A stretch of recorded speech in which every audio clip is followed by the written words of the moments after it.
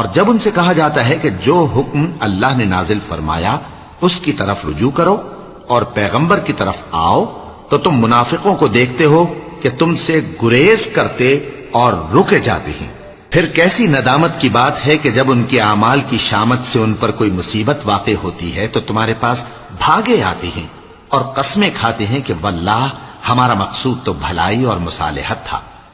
ان لوگوں کے دلوں میں جو جو کچھ ہے اللہ اس کو خوب جانتا ہے۔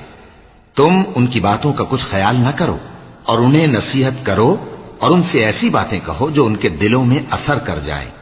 اور ہم نے جو پیغمبر بھی بھیجا ہے تو اسی لیے بھیجا ہے کہ اللہ کے فرمان کے مطابق اس کا حکم مانا جائے۔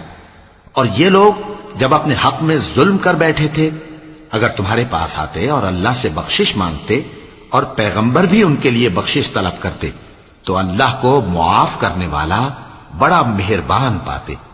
بس تمہارے پروردگار کی قسم، یہ لوگ جب تک اپنے تنازعات میں تمہیں منصف نہ بنائیں اور جو فیصلہ تم کر دو اس سے اپنے دل میں تنگ بھی نہ ہوں بلکہ اس کو خوشی سے مان لیں، تب تک مومن نہیں ہوں گے۔